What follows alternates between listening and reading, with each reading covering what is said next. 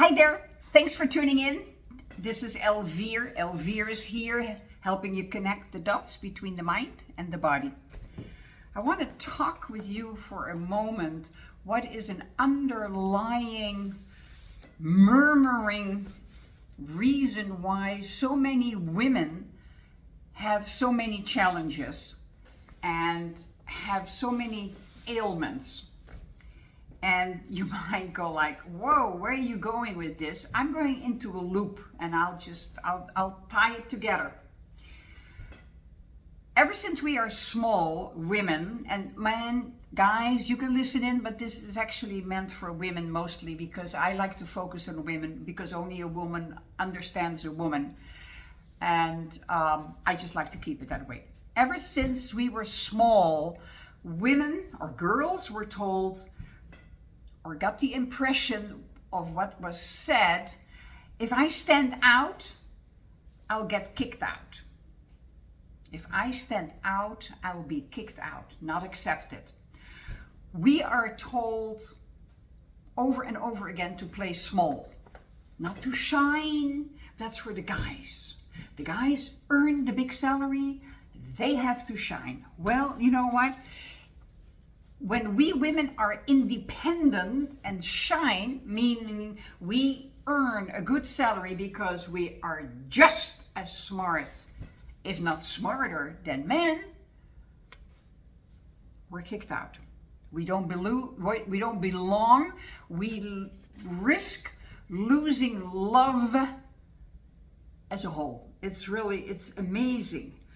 And so I did some research and I wrote something up, a couple of things I just, and the bottom line is that we women, we learn to sacrifice being successful for being liked. Yeah, I'll continue on. Decades of studies, and including recent social studies, have found that men, when they are successful, people like them more. The more successful a guy is, the more he is liked because other men want to be like that, and even women want to be like that man. But when a woman is successful, suspicion. There's something goofy, and in general, successful women are liked less. So what does that do to a woman? That just simply does to a woman. If I become successful, that's not going to work. If I earn more money than my father, what is my father going to say? Or if I earn more money than my brother, what's my brother going to say? Yeah? So we have the fear of being kicked out. This is not just me, and this has been going on for a long, long time. So our biggest fear is linked to the fact that we don't feel good enough. And that when we are not feeling good enough, that we are not being loved. So women are hiding their skills, their everything in plain sight. They just suppress themselves. They're holding back their ambition, everything, their gifts to the world, which could help the world. We hold them back because we want to be loved. We want to be liked. Yeah, that's a barrier. They also call that the glass ceiling. That's the glass ceiling and the barrier that you have to break through as a woman. And men are often raised that it's their job. It is their job to shine, to earn more money than the women, etc., etc., etc. Well, that whole picture has completely changed.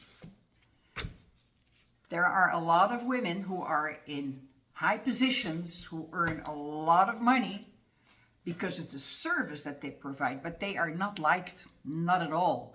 If you listen carefully, if you read carefully, the criticism is humongous. I'm still waiting for the first female president of the United States. So what does that kind of an energy that is going around, and I'm just going to focus right now here on the United States, What is that kind of energy doing to the women? You know, we're equal to men, yet we don't earn the same hourly rate as a man. We don't get chosen for higher positions. We don't earn top salaries. Very, very few. And so holding back, not expressing yourself fully, has a couple of detrimental results in the body. And number one is the thyroid issue. How many women do you know have a thyroid issue? It's humongous. What is the thyroid issue? The fifth chakra. Expressing yourself. That's the major one. And there are other ones as well, because the thyroid, amongst others, it's a hormone producer, affects the heart, affects the gut, affects so many other organs in the body, systems in the body, all because we are trained to play it small. And you got to ask yourself, as a beautiful woman that you are, smart, witty, probably also, do you want to continue to play that role, or do you go like, forget it, no more, no more?